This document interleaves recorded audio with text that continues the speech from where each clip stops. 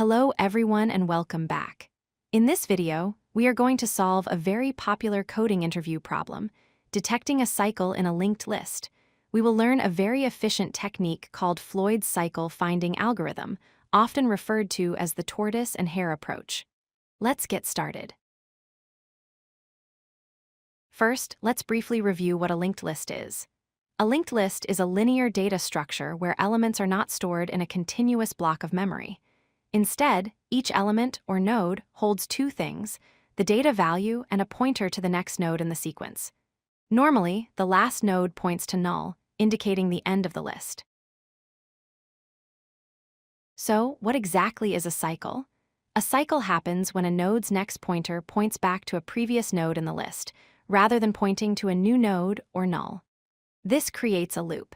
If you try to traverse this list, you will never reach the end because you will keep going around in circles forever. One way to solve this is the naive approach using a hash set. As we travel through the list, we store each node's memory address in a set.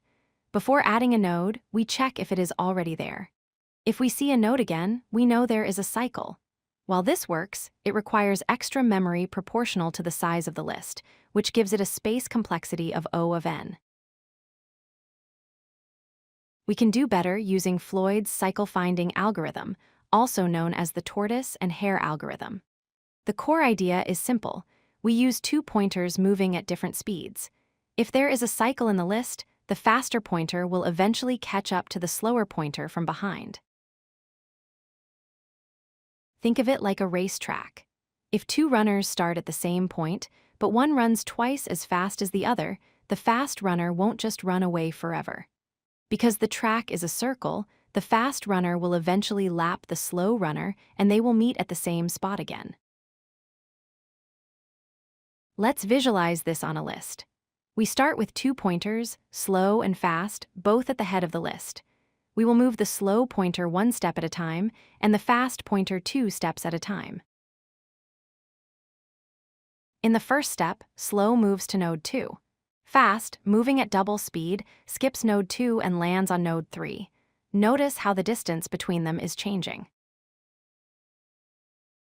As we continue, because of the loop connecting the last node back to the middle, the fast pointer circles around.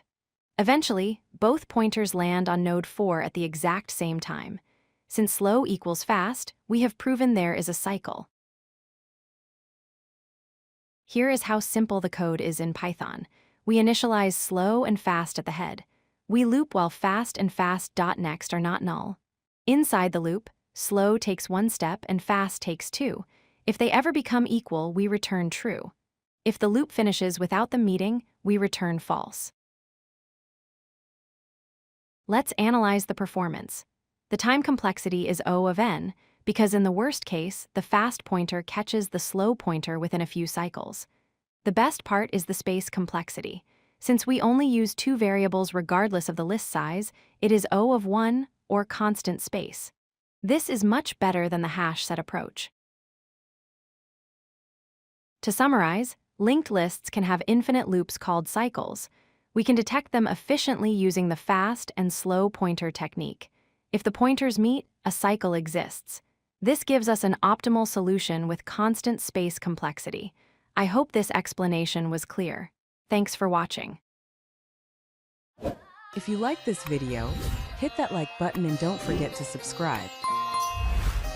Visit codelucky.com for more such useful content.